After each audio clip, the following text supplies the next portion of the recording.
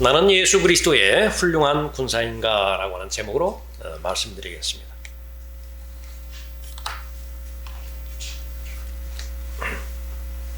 에베소서 1장에는 교회가 시작되어지죠. 사도 바울을 통해서 하나님의 신비에 해당되지 않은 그리스도의 몸이 어떻게 하나님에 의해서 계획되어졌고 또 예수 그리스도께서 이 땅에 오심으로 인해서 실현되어졌으며 앞으로 이 지역교회는 어떻게 그 하나님의 예언의 말씀에 따라서 완성될 것인가, 다시 말하면 이제 들림받아 올라갈 것인가, 그 부분을 에베소서에 아주 귀하게 기록하고 있습니다. 이 하나님의 피로 사신 교회를 잘 알려주시고 난 다음에 이 하나님께서는 이 에베소서 6장에서 방금 읽은 본문을 통해서 초청을 해주시는데, 불러주시는데, 그것은 바로 강력한 하나님의 전신 갑옷으로 무장한 군사로 불러주셨다는 사실을 깨닫게 해주시는 것입니다. 하나님의 피로 사신 교회는 많은 사람들이 이렇게 알고 있듯이 바로 하나님의 원수인 마귀와 대적하는 상태에 놓인 영적 전쟁을 치르는, 전투하는 교회가 이 지상에서의 존재하는 교회이고요. 그것을 잘 싸웠을 때, 잘 승리했을 때에 구원받은 하나님의 자녀들이 영광 가운데서 들림받아 올라가서 이제 영원 무궁토록 영광 가운데 주님과 함께 하신다라고 하는 것이 바로 예언의 그 말씀이죠. 이 에베소서 1장에서는 바로 하나님의 부르심이 얼마나만큼 귀한 것인지를 알게 하기 위해서 지혜와 계시의 영을 주셔야 됐다, 그렇게 말씀하십니다. 이 지혜와 계시의 영을 받지 않고서는 하나님께서 나를 불러주셨다는 사실이 얼마나 귀하고 얼마나 의미 있고 가치 있는 것인지 알지 못하기 때문에 그렇죠. 그 가운데 하나가 바로 이 부르심의 소망이라고 말씀하십니다. 많은 영광들이 있는데 그 가운데서 부르심의 소망, 그것이 얼마나 귀한 것인지 알기 위해서는 반드시 성령 하나님의 인도하심이 필요하다, 그렇게 언급하고 있습니다.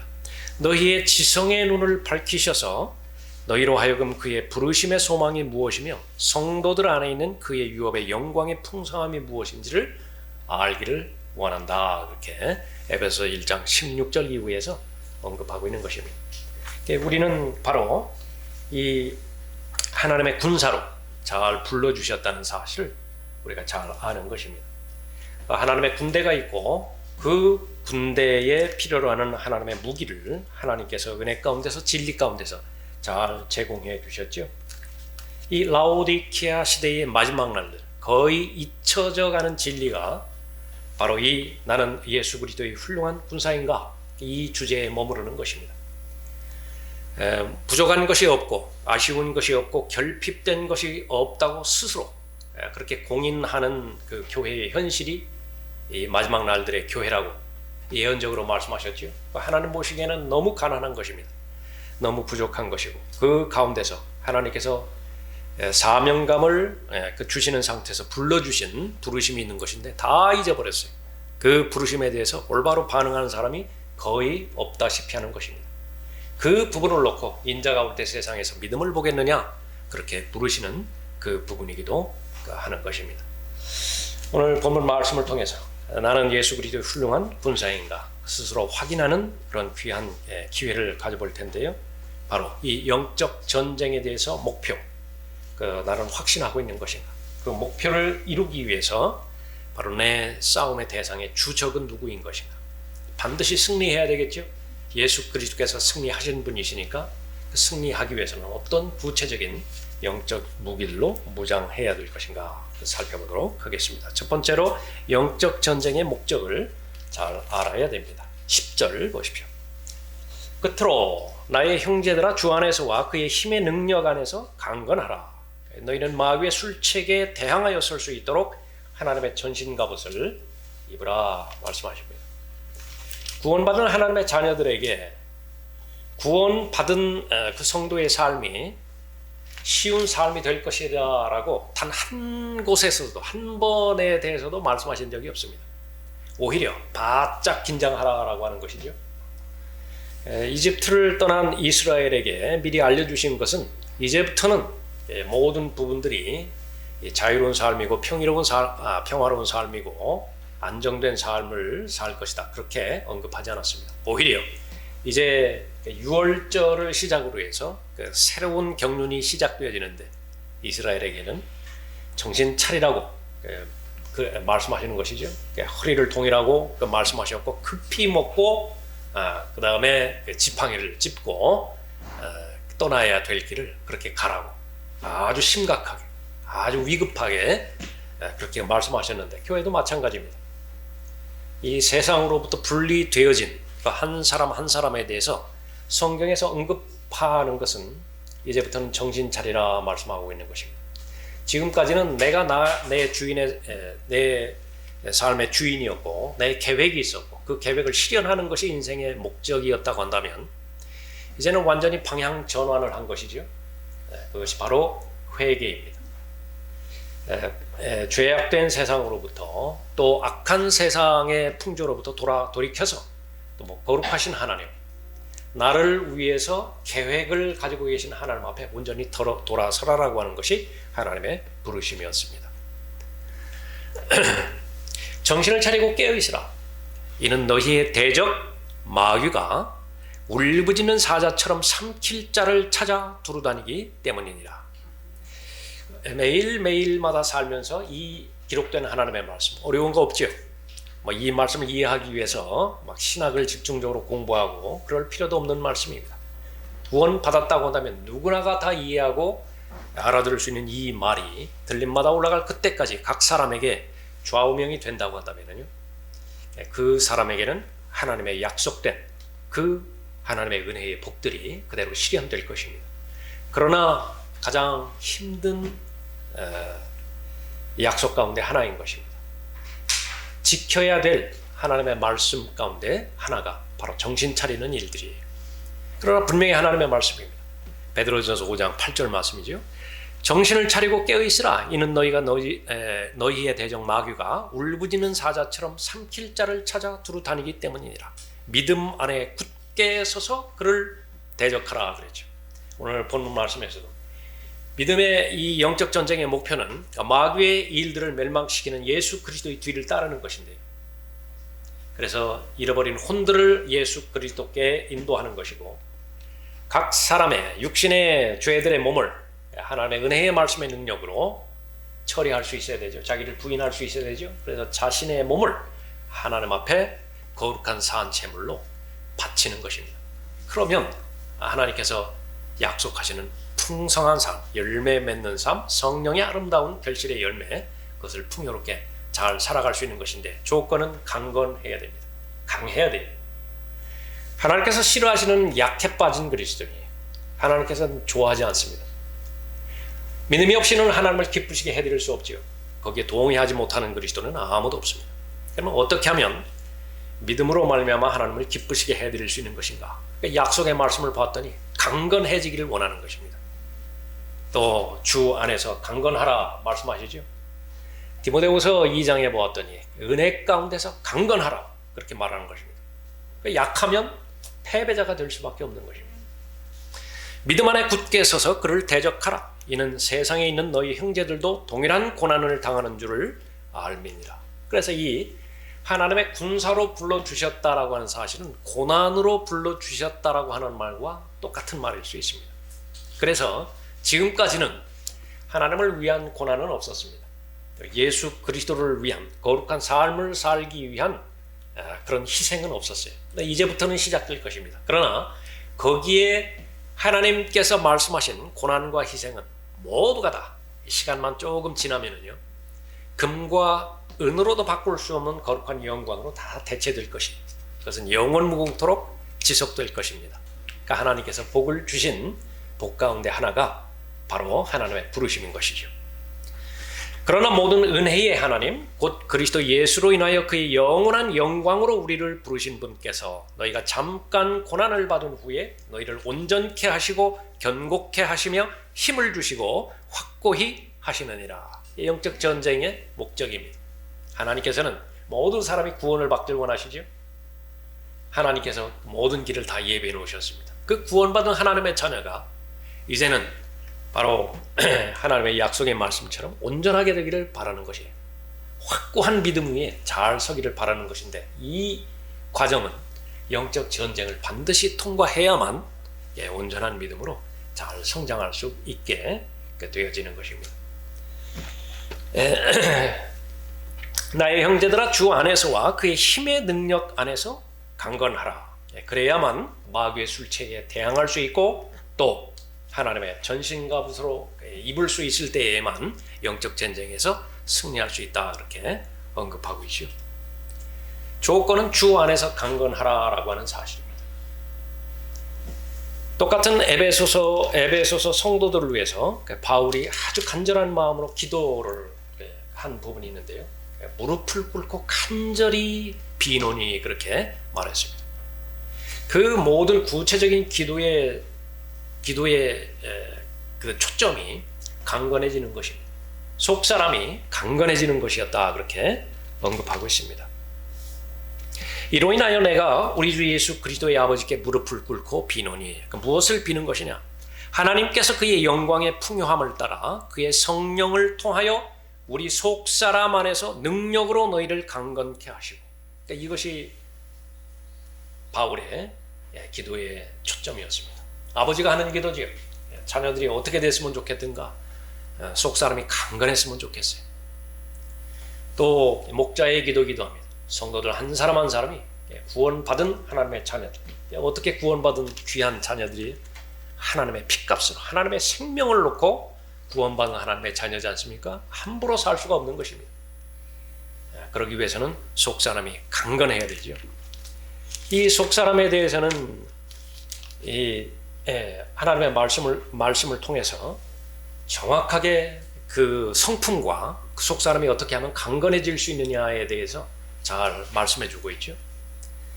내가 속사람을 따라 하나님의 법을 즐거워하나, 이것이 속사람에 대한 정의입니다. 겉사람은 본능적으로 하나님의 은혜를 거부하죠. 하나님의 사랑에 대해서는 배격합니다. 그러나 거듭난 하나님의 자녀, 그리스도 안에 있는 새로운 피조물에 해당되지는 하나님의 거듭난 하나님의 자녀, 속사람은 그 사람의 처음부터 끝까지 예수 그리스도의 마음과 생각이기 때문에 하나님의 법을 즐거워해요. 그러나 너무 무력합니다. 그 뜻을 가지고 있기는 있는데 너무 무력해. 그 결과 어떻게 됩니까? 내 지체들 속에 있는 또 하나의 법이 내 생각의 법과 싸워 나를 또 내 지체들 속에 있는 죄의 법에게로 사로잡아 오는 것을 보는도다. 그래서 속사람과 겉사람의 싸움이 바로 영적 전쟁의 시작인데, 믿음 가운데서 가장 중요한 기본적이고 본질적인 믿음 가운데 하나가 바로 이것을 믿는 믿음이라고 성경은 강조하고 있습니다. 과연 내 안에 두 인격체가 있는 것이냐? 속사람이라고 하는 내가 있고, 또 죄의 법에 의해서 지배받는 겉사람이라고 하는 또 다른 나가 존재하는 것이냐? 그런데 이 부분들을 너무 쉽게 잊어요. 이렇게 좋은 상태에서는 믿지 못할 이유가 없지만은요, 이제 겉사람이 막 충동질 되어지고 겉사람이 속사람을 억누르고 그 지배하려고 했을 때에 까맣게 잊어버리는 것입니다. 그러니까 내가 하나밖에 없는 것 같아요. 그러나 분명하게 하나님의 교리를 통해서 우리가 잘 알아야 되는 것은 속사람이 강건해져야 된다는 사실입니다. 그 사실을 알기 위해서는 끊임없이 방해받고 있어요. 이 겉사람에 의해서, 죄의 법에 의해서. 둘 사이에 1대1로 붙여놓으면 누가 이기죠? 100% 겉사람입니다. 100%. 속사람은 절대로 이길 수가 없어요. 오, 나는 비참한 사람이로다. 누구의 고백인가요? 바울의 고백입니다. 바울도 많이 실패를 했어요. 그러나 하나님의 은혜 가운데서 이제 하나님의 진리를 잘 깨닫게 되었는 것인데, 이길 수 있는 길을 또 하나님께서 마련해 놓으셨던 것이죠. 제일 먼저 우리가 알아야 되는 것은 우리 자신은 연약하다는 사실입니다. 그 부분도 성령 하나님께서 잘 알고 계세요. 이와 같이 성령께서도 우리의 연약함을 도우시나니 그랬죠. 연약하지만은 이제 돕는 분이 성령 하나님이십니다. 무엇을 기도해야 될지도 몰라요. 우리는 그만큼 어리석습니다. 분명하게 그것이 거짓말인 줄 알도록 성령께서 깨우쳐 주셨음에도 불구하고 해요. 거짓말합니다. 그만큼 약한 것이, 그것이 바로 하나님 앞에 영광을 돌리지 못한다는 사실을 내 양심이 증거하고 지금까지의 경험이 증거하고 더더군다나 지난주에 들은 설교의 말씀이 나를 증거하거든요. 그래도 하나님의 영광보다는 내 욕망을 실현시키는 것이 더 급해요. 그만큼 약합니다. 그래서 성령 하나님께서 도우셔야 되는 것이죠. 속사람입니다. 하나님의 말씀 가운데서 말씀의 통제를 받아야 되고 성령의 통제를 받아야 된다는 이유는 그런 경우에만 속사람이 강건해질 수 있기 때문에 그런 것이죠. 그래서 우리는 늘 말씀의 사람이어야 됩니다.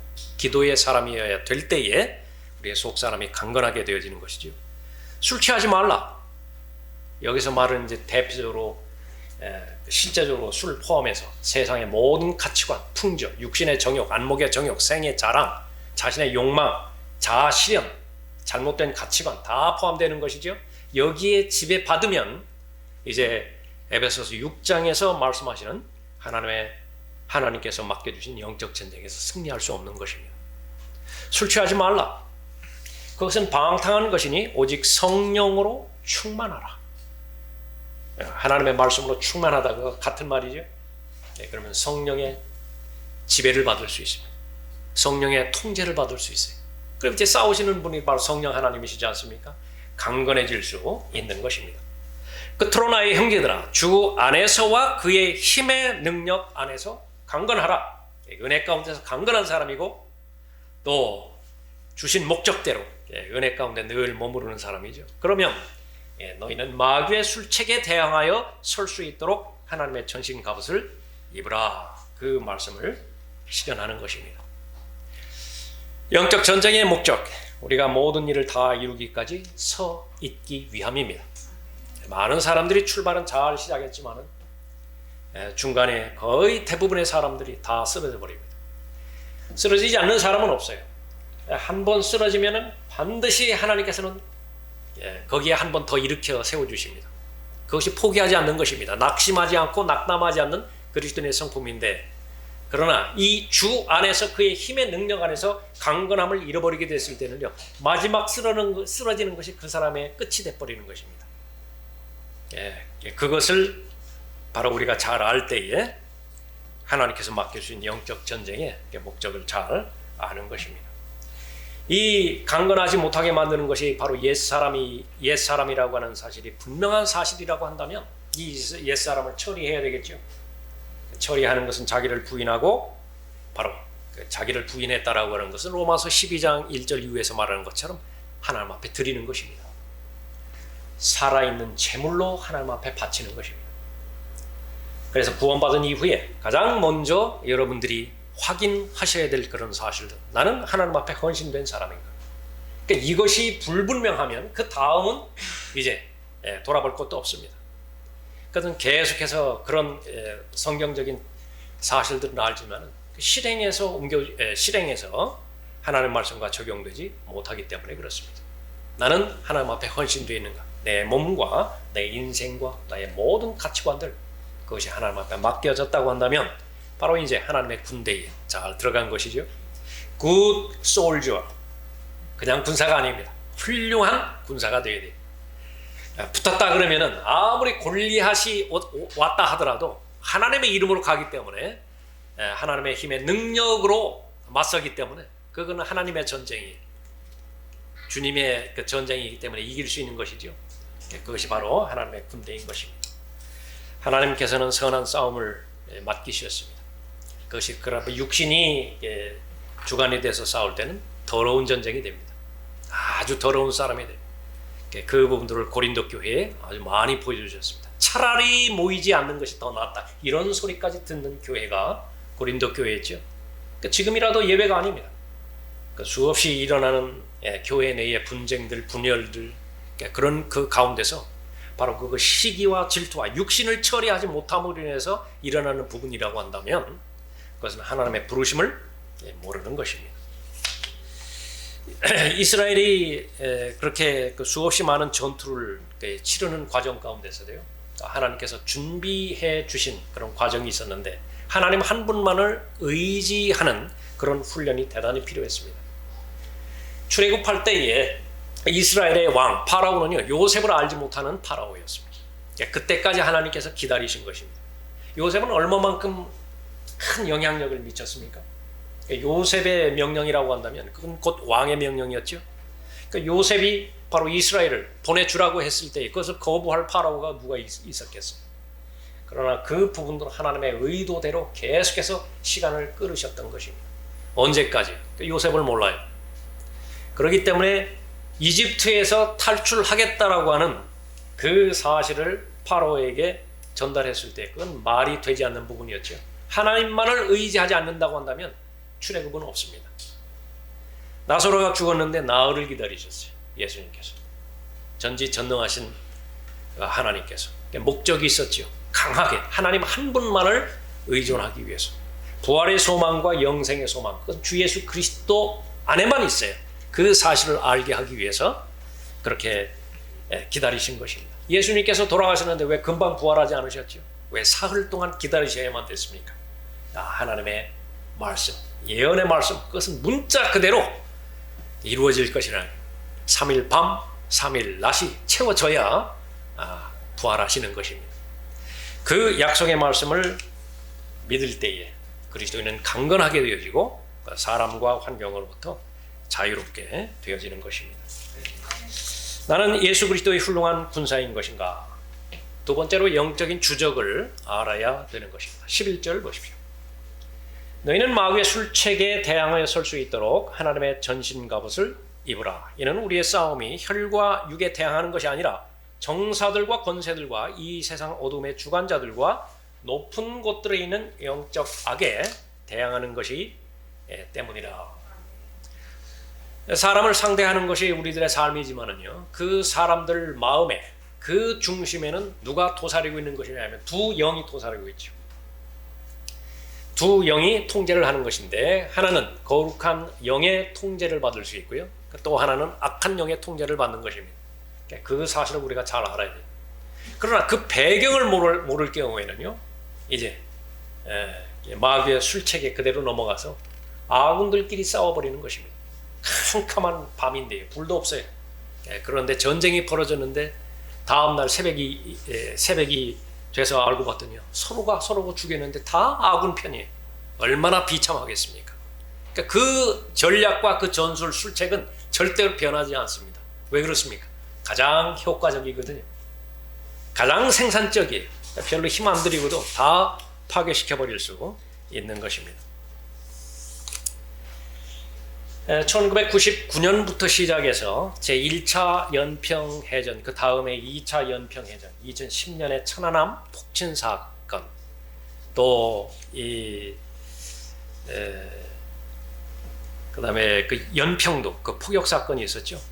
그때마다 그 청와대가 중심이 돼서 이제 회의가 열리죠. 평가에 대한 것을 조선일보가 내놓은 적이 있습니다. 그 전문가가 모일 때마다 군 지휘부는 정전협정 남북 기본합의서 유엔 헌정 위반 여기에 집중해서 설명하더라. 이게 무엇을 말하냐니까 그러니까 전투력이 없다는 거예요. 계속 설명만 하는 거예요. 이것은 뭐 협정 위반이고 현재 군 지휘부들은 베트남전이 끝난 뒤 임관 후에 전투 경험이 없다. 그것은 뭐냐면 결정을 내릴 장소가 없다 그 말하고 똑같은 말이라는 거죠. 전투 경험이 전혀 없기 때문에 겁이 나는 것이에요. 평시 체제가 60년 이상 지속되다 보니 군이 행정적인 조직이 되어가고 있기 때문에 진급에만 신경 쓰는 분위기다. 그 어느 때보다도 정신무장이 필요하다. 장교 얘기입니다. 사병들 얘기가 아니라. 오히려 사병들은요, 연평도 포격이 일어났을 때 해병대 모집했을 때에 그 대수가 2배 이상 늘어나 버렸죠. 여러분들도 다 그 소식 들으셨을 겁니까? 얼마나 이렇게 청년들의 마음이 그렇게 잘 그 충성심으로 또 그 국가를 위한 마음으로 잘 무장되었습니까? 그러니까 문제는 이제 지휘자들 또 결정해야 되는 결정자들의 그 준비 상태가 전혀 되지 않았다는 사실입니다. 일선 지휘관들이 가장 힘을 쏟는 것은 전투력 육성, 강군 육성이 결코 아니라 사고 예방이다. 왜냐하면 자살 하나 일어나고 무슨 총기 사건 일어나고 탈경 사건 이렇게 보고되고 그러면 진급할 수 없어요. 그렇기 때문에 강군 육성, 여기는 아예 개념도 없고 자신의 몸을 보호하는 데만 매달린다 그렇게 언급하고 있는 것이죠. 주적, 마귀입니다. 마귀의 고도의 술책, 절대로 자신을 인식하지 못하게 하라. 첫 번째, 하나님만 믿으라. 하나님만 믿으라. 거기에는 건드리지 않습니다. 하나님 앞에 영과 진리로 경배드립니까? 그것만 막을 필요가 없어요. 그러나 마귀가 실제하고 마귀의 계략에 의해서 내 마음이 이렇게 충동질 되었다라고 인식하는 것은 마귀는 절대로 용납하지 않는 것입니다. 그 결과는 어떻게 됐습니까? 영적 전선이 흐려져요. 분명히 마귀의 영역이 있고 또 하나님의 영역이 있고 중립지역은 없지만은 계속해서 그 중립지역으로 사람들을 몰아내 버리게 만드는 것입니다. 그래서 자신의 감정과 자신의 경험과 자신의 취향에 따라서 판단해 나가는 것이에요. 그것이 바로 영적 전쟁에 있어서 마귀의 술책인 것입니다. 얼마나 많은 경우에 허수아비 하나를 만들어 놓습니까? 그리고 그것을 계속 공격을 해요. 그러고 나서 승리했다라고 말하는 것입니다. 교리적으로도요. 성경에서 언급하고 있는 세대적 진리, 그것을 엉뚱한 이상하게 주장하고 있는 세대주의자들 하나 겨냥해 놓고 그 세대주의자들은 다 그런 사람들이라서 다 공격을 해버려요. 성경적 세대적 진리에 대해서는 단 하나도 건드릴 수 없습니다. 사람들은 다 넘어가 버리는 것이, 그것이 정말로 세대주의인 것처럼. 그리스도인 군사들, 높은 곳에 있는 영적 악에 저항하는 군사들이죠.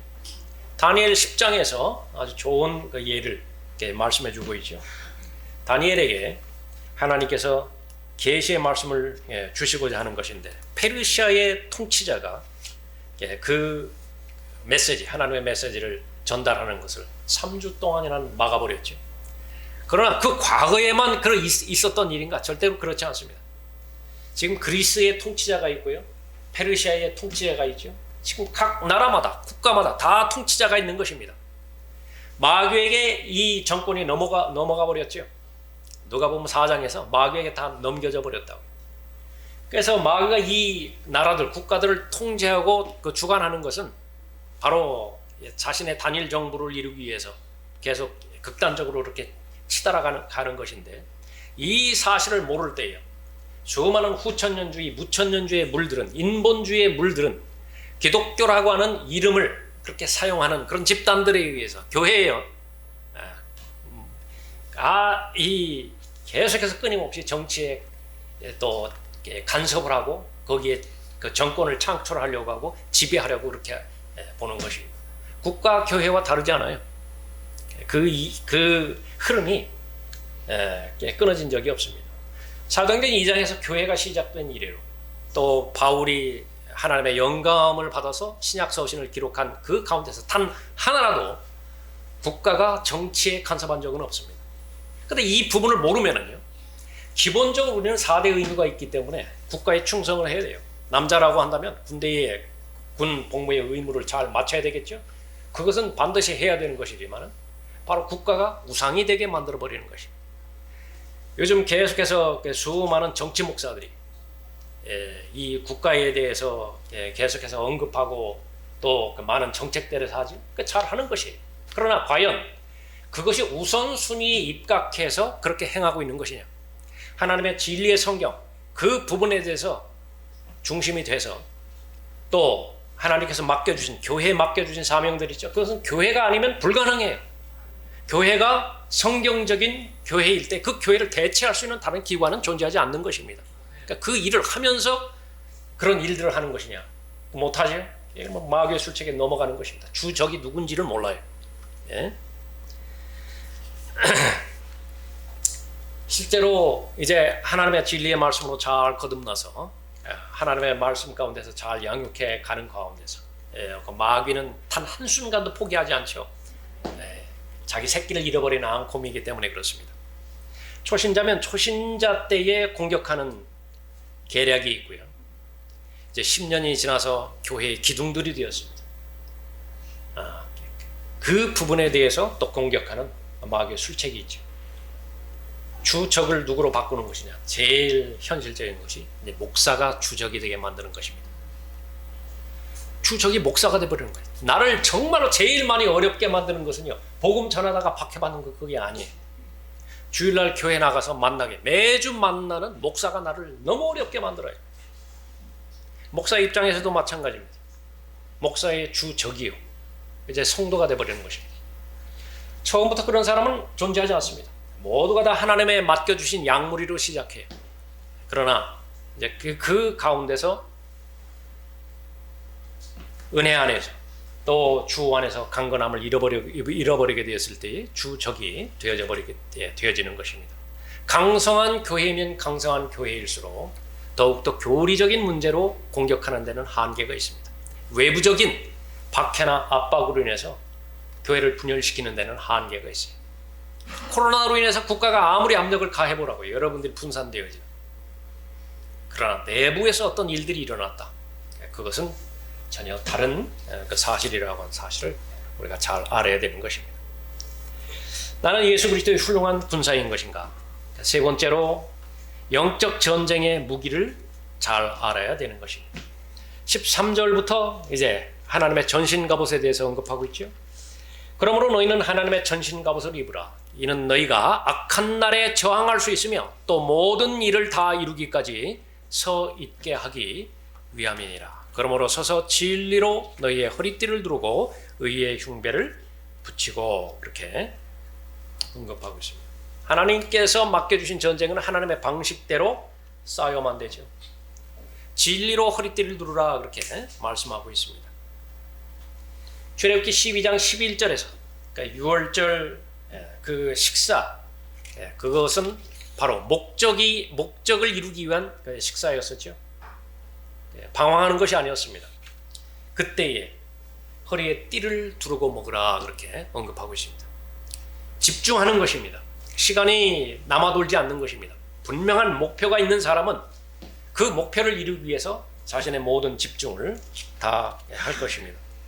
베드로전서 1장 13절에서 그러므로 너희는 생각의 허리를 동이고 정신을 차려 예수 그리스도께서 나타나실 때 너희에게 가져올 은혜를 끝까지 바라라.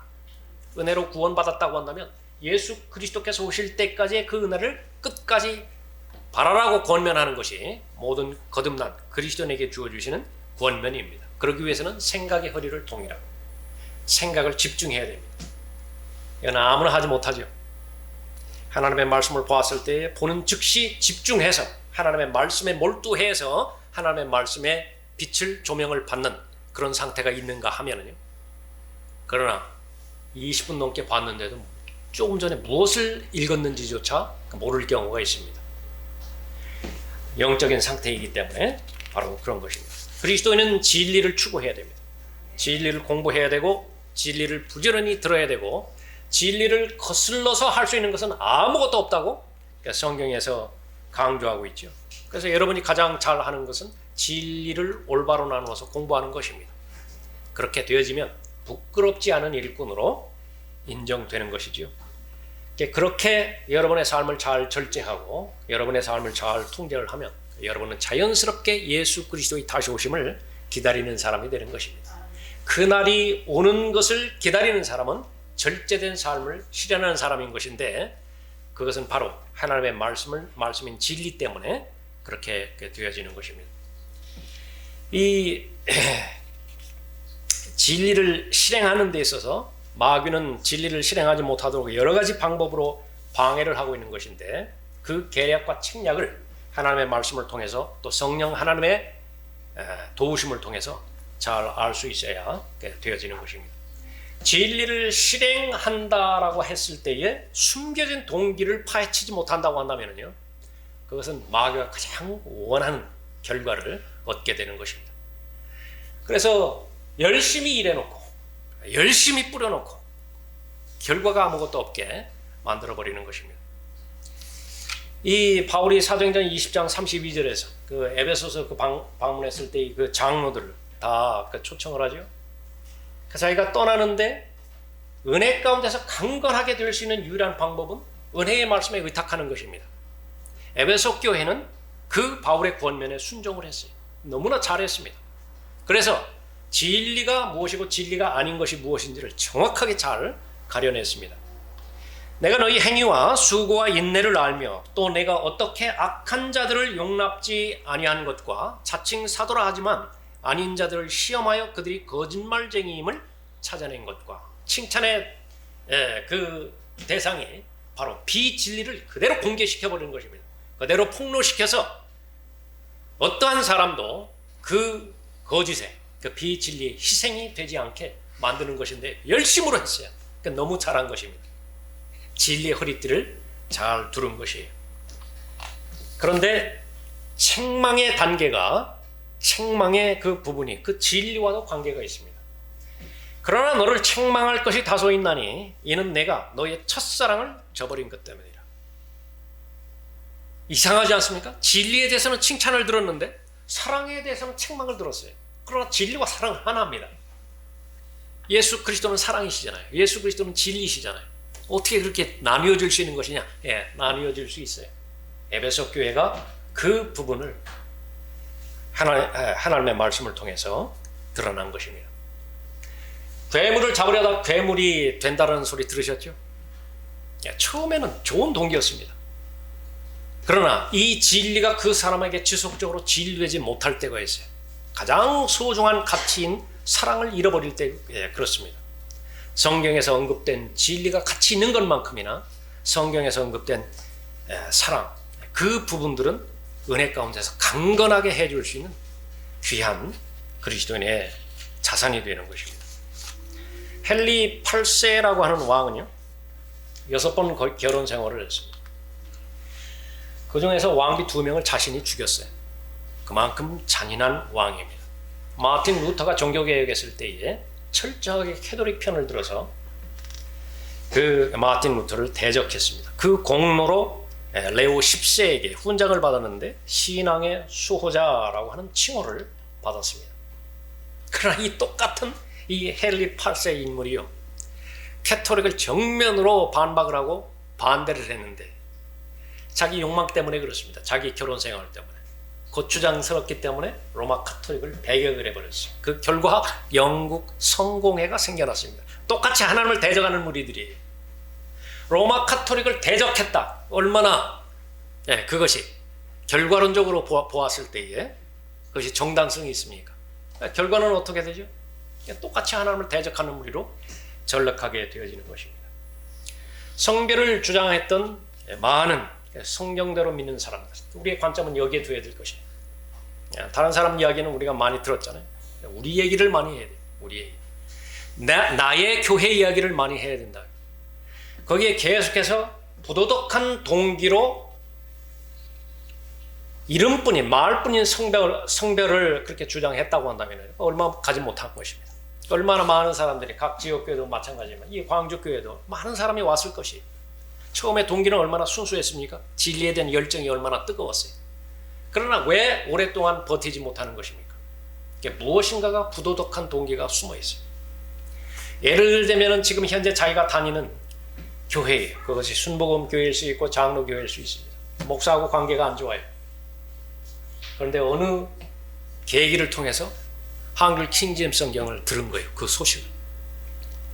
바로 목사를 공격하기에 딱 좋은 거예요. 그렇게 해서 지역교회로 연결이 되어지죠. 그것은 보나마나 뻔한 것입니다. 그러니까 마귀의 술책이라고 하는 것은 어떻게 하든지 이 진리가 진리되지 못하도록 방해하는 것입니다. 하나님의 군사, 그리스도의 훌륭한 군사, 그 부분들은 그런 사람들은 하나도 예외 없이 바로 자신의 허리에 진리의 허리띠를 잘 두르고 있을 때에 바로 강건해지게 되어지는 것입니다. 계속해서 하나님의 말씀, 진리로 대표되는 그 부분들을 다른 형태로 많이 기록하고 있죠. 진리의 허리띠가 대표적이라고 한다면 의의 흉배가 있고요, 화평의 복음이 있고, 그 다음에 믿음의 방패가 있고, 구원의 투구가 있습니다. 마지막에 성령의 칼, 그것으로 마감하고 있죠. 성령의 칼 이전까지의 모든 그 하나님의 전신 갑옷이 자신을 잘 무장하기 위한 그런 무기였다고 한다면, 이 하나님의 칼은 적극적으로 공격하기 위한 하나님의 말씀의 그 칼이 되어지는 것이죠. 그래서 소극적인 공격이 아니라 이제 적극적으로 공격하는 것입니다. 그렇게 되어지면 하나님의 약속에 따라서 승리하지 못할 영역은 아무것도 없습니다. 아무리 많이 거듭해서 실패했다 하더라도 낙심하지 않으면 돼요. 포기하지 않으면 되는 것입니다. 갈라디아서 6장 9절에서 반드시 선을 이룰 것이라 그렇게 언급하고 있는 것이죠.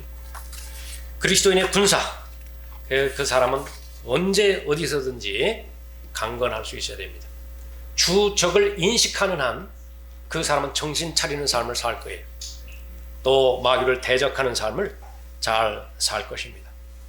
지역교회를 통해서, 설교를 통해서, 성경 공부를 통하여, 교제를 통하여, 또 지속적인 기도를 통하여 끊임없이 성령 하나님께서는 여러분이 어떤 사람이 되어야 하는가를 계속해서 알려주셨을 것이에요.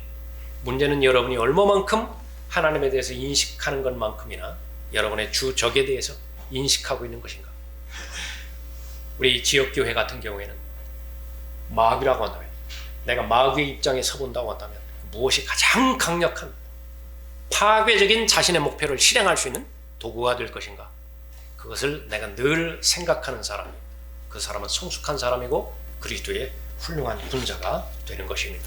그 사람이 무기를 이렇게 연단하고 무기를 갖추고 하나님의 전신갑옷을 무장하는데 게으를 리가 없는 부분이겠죠.